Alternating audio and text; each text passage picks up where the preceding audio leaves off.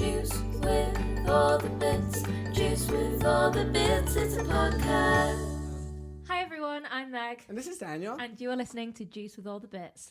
Welcome back for another episode. So we've got what is content creation episode this time around. We've got two guests here who are actually helping us today for production of a couple of the episodes. So hello Tahira, Poswal, and Niamh. Niamh. Who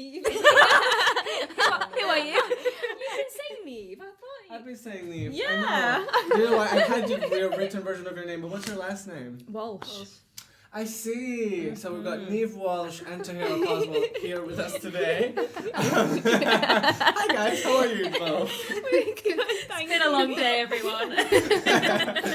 Thank you both very much for joining us on this side of the camera, for your help today, of course. But we'll be talking about content creation, and we thought you'd be just as perfect because actually, Niamh and I are both in the same cohort.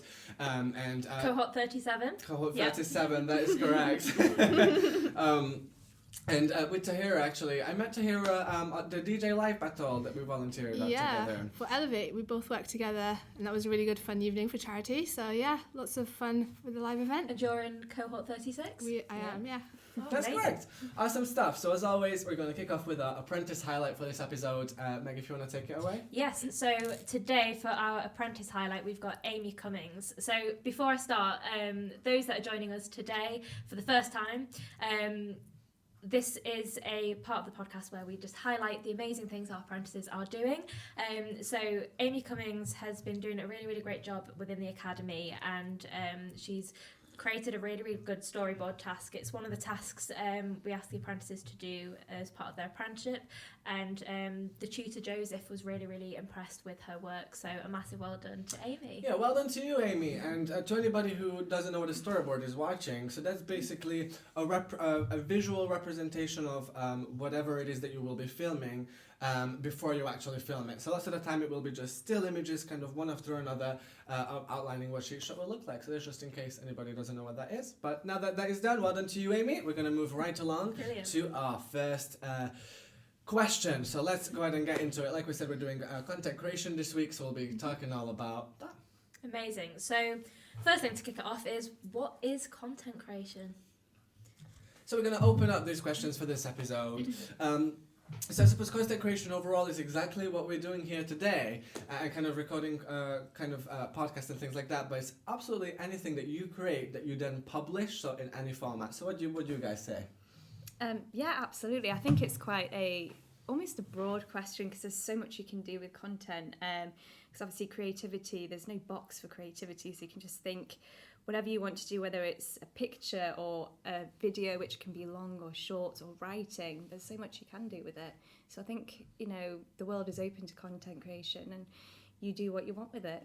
So that's absolutely perfect, yeah. Keep it nice and open. Moving on to our next question, which is, what content do Juice apprentices create? So we've said, it could be videos, pictures, all that kind of stuff. So how would you say Tahira, that that's true with what you've created? Yeah, so my role as a social media apprentice is just content for social media. So we have, Facebook, Pinterest, all of those kinds.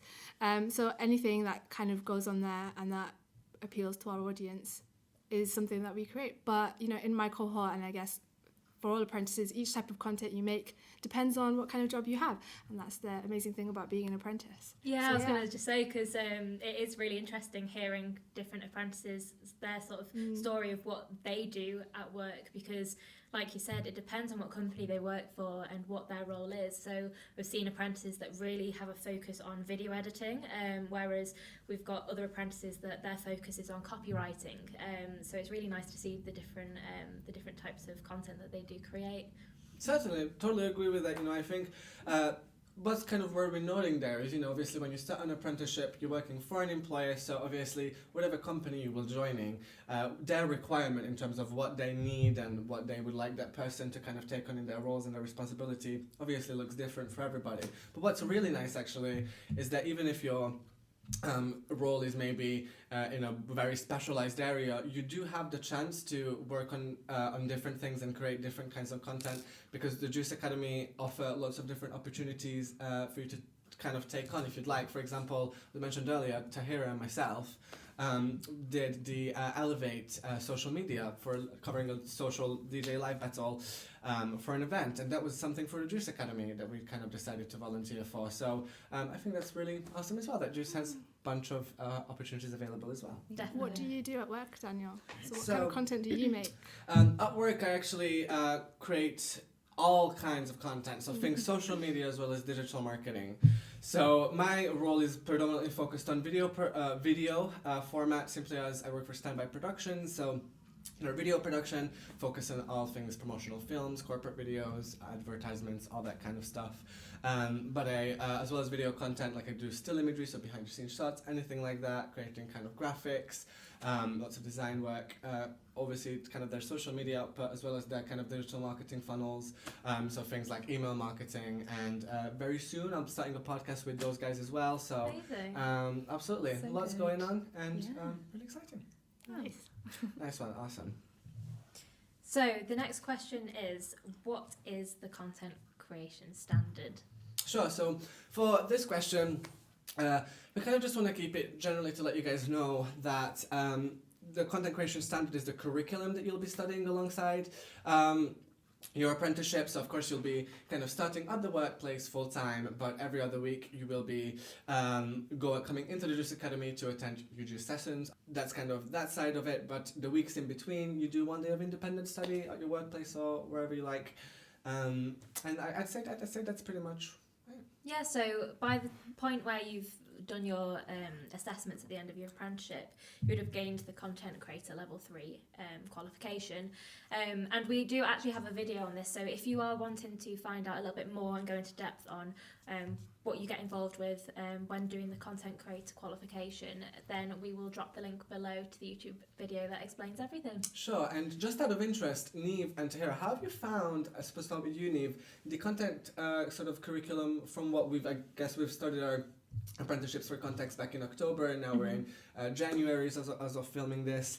So how have you kind of found it so far? Yeah, I've loved every minute. It's definitely been a shock to the system because you're learning, and particularly for me, it's completely new. As for most people, I'm sure, if not everyone on the course, but yeah, it's been really enjoyable, and the companies who you get involved with are so lovely, and then staff at Juice are so helpful, and the classes are fun and really informative, and they have really good guests coming in. Like we had one this week for photography, and personally for me that's something that I adore, and it really inspired me to go out and just start to practice more and develop those skills there. So it just opens a lot of opportunities and inspires you. So yeah, it's been great. Amazing. Lovely. How about yourself, Tahira? I'm halfway through my apprenticeship, Wow. so it's really nice to see the progress on my bird account from it. Just kind of all the little bits have added up. I'm going to be a bit sad when it's over, because when you get to come in and you get to learn from these tutors who have all this wealth of experience. You know, like even Premiere Pro having like a whole day here, just editing videos and kind of seeing how I can use that when I go back to the workplace the next day is amazing. Yeah. I think that's what's really special about kind of the apprenticeships, right? Especially in particular this one, as what you are learning in your curriculum completely coincides with what you do at work. So like you say, if you're doing video editing at the academy, the next day you have the chance to kind of put what you've learned into practice, but for actual pieces of content that you publish for a business that you're employed by. So it's, you know, a real concrete experience. It's so nice to see how much you improve as well throughout the apprenticeship in content creation. I remember, so for a bit of context, if you haven't listened to the first episode on busting apprenticeship myths, I started the apprenticeship in August 2020, so I was in cohort 28, and I had no skills in sort of the Adobe software, in Photoshop, video editing using Premiere Pro, and now it's something that I use on a daily basis, and being able to see how much I've learned and the content that I've been creating since doing the apprenticeship as well, it's really nice to see that progression throughout.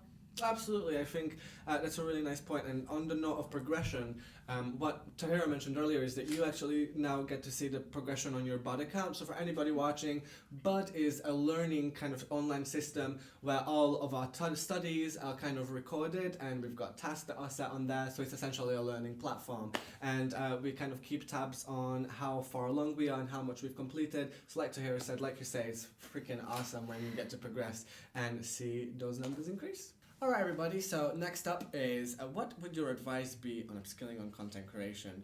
So for this one, I'll pass it over to you, Meg. How about, what do you say? So I'd say, first of all, like reach out to your employer, because often there are opportunities there for courses, whether they're free courses or whether your employer might have a budget to be able to train you on different areas. I know that's something I'm lucky to have at Juice, where there's a budget where we can, if there's a course or something that I want to upskill in, so for example video editing, I could go and say, I found this course, can I do it? And more often than not they'd say yes.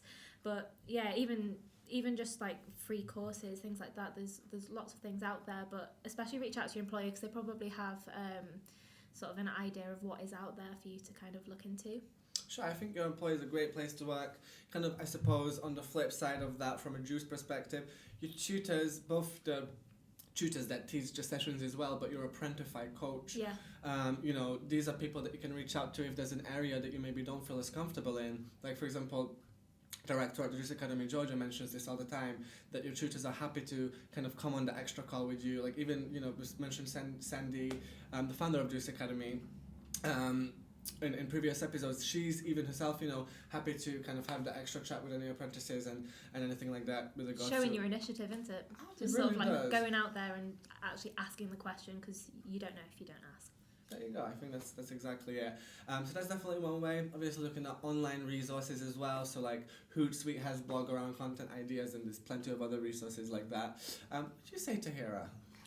So for me, even today is a day where I'm upskilling myself. So I'm here on my study day, which is really fantastic because I'm getting to learn all about the world of podcasting and all the kind of behind the scenes, because we've been helping out today, which has been amazing. And then I can bring that when I come along to, when I go to work again, because we're hopefully going to be starting a podcast soon, which would be really great to set up. Amazing. So kind of being able to take part in all that sort of stuff that, you know, is applicable to the job role that I do. And then if I need help, I can also shadow someone at work who might be able to help me, which I know we've spoken about, Niamh, like you've shadowed people as well. So how did that work for you? Yeah, it's happened quite soon when I started, and it was the digital manager. So he's been doing it for years, absolute expert, knows his stuff. So to him, it was quite easy and flow to go for, you know, he was like this, but it was quite a lot of information for me to take in, but at the same time it was so useful, and I just really appreciate it because they're all the same. They're all very open, and like, if you want, you know, if you want to learn anything, just come to me and let me know, and you can sit with me and I'll go through it with you. So I feel very comfortable just going to someone and asking them. So Yeah, I think great. also with the opportunities that Juice have as well for outside your workplace. So I know that like we've done the Social North event, myself and Tahira, we did live tweeting, and it was a great opportunity to kind of practice creating content in a fast-paced environment. And I know Tahira and Dan, you did the DJ battle socials. That's right. And it's just a great opportunity. We also do events where we're asked to do the social, do like social media channels for people like companies like Pro Manchester, where we do their awards events or different conferences, and we get to have the apprentices help out as well. So it's just a fantastic way to kind of upskill through doing stuff outside of work. I think that's a really great point. You know, I think I really loved doing that live DJ battle with you, Tahira. So for the audience watching, so that was a DJ live battle between Andy Burnham and Steve Rotherham that was sponsored by a company called Elevate, as well as the Greater Manchester Mayor's Charity. And me and Tahira were brought on to that day to go ahead and cover social media, specifically Twitter or Instagram for Elevate. So we kind of worked together as a team and freaking smashed it, working collaboratively. We both had kind of content ideas and different things that we did. Like, for example, in that particular event, we even like received a brief prior to like get shots of some of the DJs that were there behind the scenes and ask them what they think of the music that's playing. So, you know, these opportunities really provide you with that extra experience, and it's really a place where you can upskill for sure. Yeah, because it was a really fast-paced environment. It's not something that I personally do in my job role. So that's why it was really interesting to kind of, especially because we never met before, so you've got to get on, like, be able to kind of click, and we did, and it was really fun, and we ended up like making content that we were kind of proud of, and walking away from that evening going, wow, we did a decent job, we did a good job. But yeah, so yeah, it was a fantastic opportunity, and you know, it's really possible because of all the ways that the Juice Academy kind of offers them to you. So that's, I think, one of the What's also really awesome, what I'd like to know is that it's really like friendly in terms of the level of experience that's required with regards to these types of opportunities as well. So I've never done live socials. I know that you yourself have done it once, but even despite that, you know, kind of with your help, with the support of the Elevate team there, who were freaking amazing, you know, it really was still something that we'll be able to, like you say, walk away with content that we were proud of. So there you go. Lovely Amazing. stuff. So moving on to the next question, we've got, what are your like must-have practices as a content creator? So things that we use, that we use or we do that we kind of are crucial for being a content creator. Right. All right. How about what would you say, Niamh? I'd be quite interested to hear what your kind of take on that would be. Maybe if not offering any ideas on anyone, perhaps. I am still trying to get to grips with it myself. Yeah. So I understand, I know other people have said, I know what's vitally important. I'm not necessarily using it for my job, but the schedule, I know that's absolutely crucial for the job role, where you can see what's coming up, when it is, and just so you can plan, you know, a week or so ahead and just know what you're doing. I think it's really important to be organised because, as you say, it is fast-paced. You kind of need to be on top of things and know what's coming up. So I think for me that's the one that is highlighted. I might not necessarily be too involved just yet, but it is something I really want to get involved with. Interesting. I think that's a really interesting one, because for any of those social media managers out there that are kind of scheduling and posting posts, it really puts the organization in place. I know, Meg and Dan, for example, you yourself were absolutely on it and have a bank of posts for Juice, which is fantastic. Thank you. Do try. So it's a really good one, absolutely. What would you say, Tahira? What's another one, maybe? I would say just staying on top of trends and kind of being aware of what's going on in the world of marketing, because it's constantly changing. We've said before, it's so fast paced. Trends pop up and they die down again, and you know, it's kind of not. I think that's something I personally struggle with at the start. It was like, oh, I've got an idea for this trending sound, but I was like a month too late, or you know, it's not. So that's something I'm learning, but. You know, every platform has its own trends as well. So, and it's constantly switching. I think, you know, like, is Instagram pushing more towards, like, TikTok's pushing more towards carousels now, instead of like short videos and things like that. And so.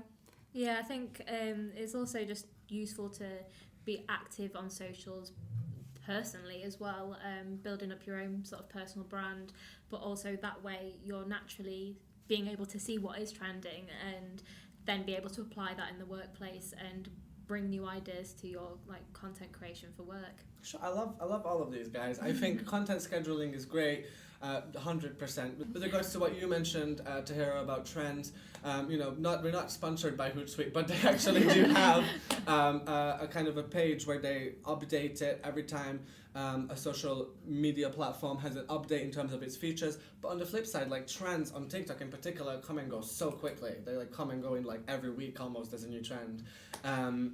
And then lastly, I think that's a brilliant point about kind of keeping on top of your personal brand and kind of making sure that you're present and representative of yourself online as well.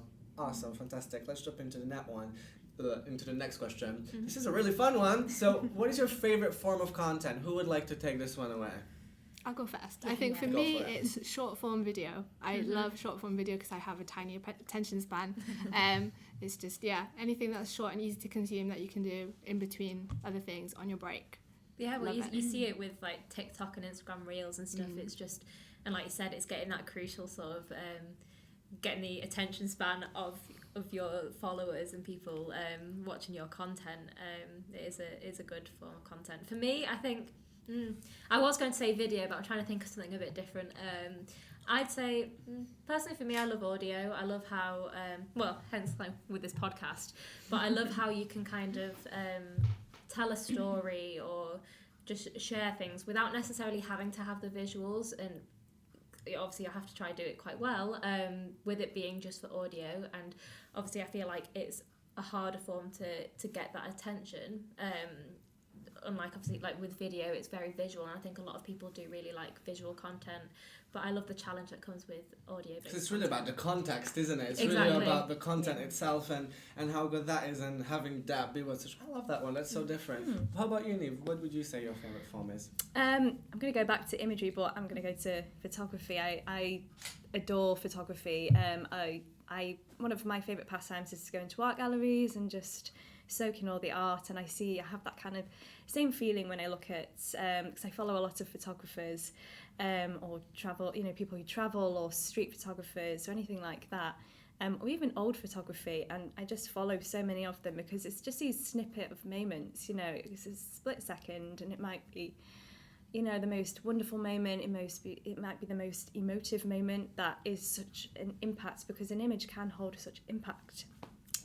So I really appreciate that, and that's something I really want to focus a lot on in my time. So Absolutely, I think storytelling through visuals is such a powerful tool. Yeah. So that's an awesome one. For me, I'd have to relate to Tahira, I guess, more broadly on all kinds of video. I spent the statistics of how long people spent typically on each platform, I definitely take off each day. I spend so long just scrolling through TikTok for hours and hours, and I will kind of jump from platform to platform. So I'll watch shorts on YouTube as well as normal long form content, but on TikTok as well. But what's really interesting is how TikTok has now introduced 10-minute videos, and how they say they're now focusing on carousels, which is still imagery as well, which is very interesting. So cool, good stuff. Amazing. So I'm actually really intrigued to hear your answers for this next one, because it is something that I struggle with myself.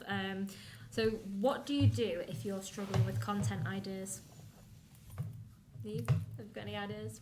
I think at the moment, I'm sure there are plenty of tips that I would love to pick up on. Because thankfully at the moment I'm still quite new, so I've still got all these ideas buzzing around in my head. But I think if I do find myself a bit stuck, I would need to step away. I think I would need to step away, go for a walk, go to a park, or even people watch. People are very inspiring, when they don't know they're being watched, but you capture these lovely moments, So I think it's just nice to get fresh air, just watch other people, even talking to people, just getting inspired that way. Time away. Connecting, Definitely, I'd say for me, I'd go for having someone come in with a fresh perspective. So someone that's maybe not in your team usually, whether it's a friend or someone who works in the same industry but for a different company, or or even someone who works in a similar industry but not quite the same, and just have their perspective of your content ideas and see what they can bring to the table, because it's amazing what you can come up with when someone else just comes in and brings their fresh ideas to it. Sure, I think that really gives you a chance to kind of bounce off of one another. I think obviously if you're kind of struggling with content ideas, there's all sorts of different things you can do. Like for example, with regards to maybe if you are selling a product, whatever that product may be. For example, if it's maybe a medical device for your bag, that's just a complete random example that I've just thought of. But let's say that's the idea for your product. Maybe you could come up with a list of questions that people would maybe typically have around that product. If they found that, or people just experiencing back pain that they would typically have. What can I have available? You can kind of write a list of questions, and for each one of those questions, create a piece of content that answers that question. Again, could be in any form, and that's what's also really great. For this question, I think to note is that if you're struggling with content ideas, you can maybe even take a look back at the bank of content you've already posted and ways in which you can repurpose it. So with regards to that, this is again, like I said, me and Niamh are kind of really new to this, so I've just kind of learned all about this myself. But for example, if you've got a video, you can turn that into a piece of text. You can turn that into a written post for like Twitter or LinkedIn, and you could make a carousel out of it, again, for like so many different platforms. So, like for example, me and Meg have talked today about doing different kinds of content for behind the scenes of this process, and having different formats. So for example, ones with a voiceover, ones with music, and just having different versions and kind of recycled content. And I think that's also a really good point, not to go on and on, but that's also a really good point about making sure that whatever content you post is relevant for the platform that you're posting it on. So for example, like you wouldn't be posting a bunch of TikToks on Twitter because Twitter isn't TikTok, it's not made for that. Yeah. That kind of content doesn't do too well. So these are kinds of things to maybe think about. So that's that one. But how about we kick off with the next question, guys? Second to last question. So we're approaching the end, but this next one is an interesting one. Do I have to be a writer if I want to be a content creator? What would you say? Tahira, I'll give this one to you. I don't think so. I think I would like to keep practicing my copywriting skills, but I'm aware that there's like features and language processing programs out there that help you if you are stuck. So that's really helpful to just try out and test out, because it's not always accurate, it's not always applicable to what you need it for. But I think, no, you don't have to be a writer, but it does help if you stay on top and practice your writing skills as a copywriter. I like that answer. I think my first answer was no, you don't have to be a writer. Obviously some people can be and do like to go down the copywriting route, but even like throughout this apprenticeship, doing the Content Creator Apprenticeship, you have people who go down to be graphic designers or video editors, and that doesn't really rely on being a writer. So it's kind of one of those, no, you don't have to be, but you absolutely can be, or it can be part of what you do. Absolutely. I think exactly what you just said there, it can be part of what you do, because, each job role for each apprentice will look different. Yeah, so different. But with regards to your copywriting skills, if that's an area maybe that you're not as strong at, and you want to improve it, that's absolutely you can do.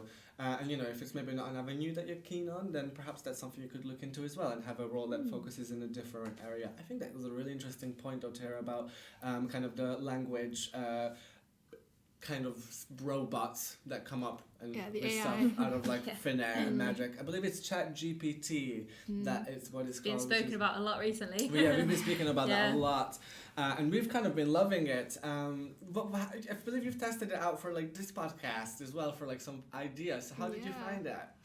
Well, looking for ideas, there you go. You just type it in, and it kind of helps you out if you're looking for a blockage, and it's coming up with ideas that I didn't even think of. And it can rephrase them for you if you want to, or you can ask it to give you more or extra, longer questions, more complex questions. It's fantastic. I do think it could be like a whole podcast in itself, to be honest, like discussing the sort of like I said, the future of content creation and how these technologies can eventually be a part of what you do as a content creator. Absolutely. Well, I think that's a different race. It's kind of a question of, will these people be replaced? You know what I mean? All that kind of stuff. But all this stuff is, like you say, could be turned into a future of content creation. Let us know if you'd be interested in that. Absolutely. Give us a shout, guys. And we'll cook that right up for you. Okay, swiftly moving on to our very last question for this episode, and it's, do I have to post every day? What would you kind of say for this one, Meg? How about I'll throw this one back at you? Okay, I'd say no, you don't have to post every day, but it's good to be consistent. So having a set amount, so even if that's like 3 times a week, where you create really good quality content, rather than just sort of throwing random bits of content just to get it out every day, actually working on creating really high quality content that goes out a few times a week that you're consistent with, I think would be more effective. I think, as with anything in social media, it is so trial and error. Sometimes posting every day might work for you, whereas it might not. And also, depending on what sort of channel you post on as well, might depend on how much you post. Well, how many channels, how many posts? Sure. Yeah, exactly. I'd say that would be... How about you, Tahira and Niamh? Either of you kind of got any ideas for this one? Would you say you have to post every day, or? I don't think I could have put it better, Megan, really. Like, I agree. I think you have to be so in terms of platforms, there are platforms out there where it might be beneficial to post one or even a couple a day, so like TikTok that we were talking about before. But, you know, there are other platforms where if you're posting every day, you know, I It's hear just it. too cluttered. Yeah, and you hear just... people talking about like, oh, they've posted another one. Like, you know, so you really, and, you know, I really appreciate you saying, you know, focus on the content that you're creating. Don't just do it for the sake of doing it. Yeah. Like, focus what you're you know, putting into the content, and then, you know, it's just more effective, I guess. So yeah, Definitely. Yeah, I think that's a great way to kind of... No, sure. Well, one last thing I want to kind of mention there is an analogy that I always love to use is something that I saw from marketing genius Sophie Miller. So she does all kinds of stuff. She founds this business called Pretty Little Marketer, and she just shouts all about marketing on social media. So she kind of wrote this analogy, I read it on LinkedIn, that, you know, let's put it this way. So say you get the chance to have free takeaway every day of the week, but it's kind of rubbish and kind of leaves a bad taste in your mouth. Would you have that for free, or would you rather have a free takeaway twice a week, but it's the best takeaway you've ever had in your life, and you just can't wait for it every time it comes around? So if you know, kind of compare those two options, which one would you choose? You'd probably choose the one that's better. Oh, of course, yeah. Oh, yeah. Right? A good And meal. even if it's less, because why would you, you know, kind of show up for something every day if it's not something you even enjoy? So in the same way, you know, it's really about, like you said, exactly, the consistency is what kind of matters over the frequency, right? So instead of having lots of posts go out kind of frantically, having consistent amount of posts, so if it is 2 or 3 posts a week that you can commit to, in terms of maybe that's at the current level that you're at, maybe you feel with your content creation skills, that's the volume of content you can comfortably create and can achieve and stuff like that. I'd say, you know, having that consistency and that quality driven through should help you a lot. I think that's where content scheduling can really come in handy, because if you then you're not panicking last minute. Yeah. You know, I need something out today, and kind of you know, for us sometimes, you know, being aware of like important dates, like there's Penguin Awareness Day, that's on Friday, and things like that. Absolutely. So just making a note of these things and just putting them in the diary, and then maybe making content in advance and having that scheduled so there is no panic. Definitely, I yeah. want to say it's this Sunday or last Sunday, but it's National Squirrel Appreciation Day. I love, if you go onto daysoftheyear.com, that's a great one to looking at the different awareness days. Absolutely. And I mean, obviously not all of them are going to be suited to your company, and it is kind of entertaining having a look through and going, oh, it's a Squirrel national Day. Yeah, National Squirrel Day. I remember my favourite one was National Appreciate a Ginger Day. So I was like, everyone appreciate. Love me. But it's another way that can be really useful to sort of, you know, like get ideas and, like I said, put it and schedule it if it is to do with your company and would work well with what you do. Sure. And then, like you said, it. Like Tahira said, it just kind of takes away that pressure if you've kind of scheduled in advance. You know that you've got the consistency there. Well, absolutely. But when we say schedule, just to kind of clarify to viewers who may not know, you know, a scheduling platform can allow you to put posts on there that are kind of scheduled, ready to go. So when I say that the content, the creative is completed, so if it's an image, you have that image that's completed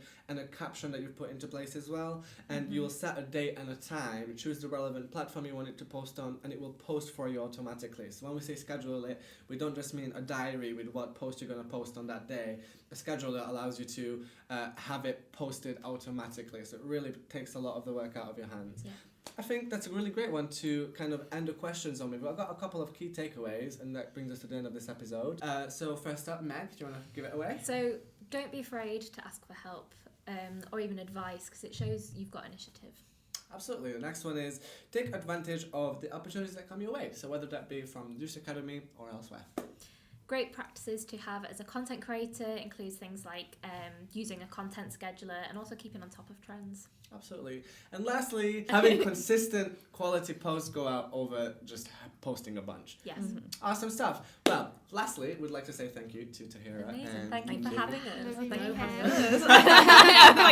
It's been a long day, everybody watching. Thank you very much, Tahira and Niamh, not just for joining us. Thank you on for this joining episode. us. Thank you for joining us on this episode, but also for helping us out today. Both Niamh and Tahira have been tremendous help to myself and Meg It's been amazing. Pulling up the production today. Do you have any last words, Niamh, to the world, or just goodbyes, anything? Don't be afraid. Take any opportunity, honestly, because I was quite nervous before doing this because it's new, and but this is what I'm doing this course for, to step out my comfort zone and take every opportunity. Yes, so, love and I that. don't regret it. Don't be afraid. I like that.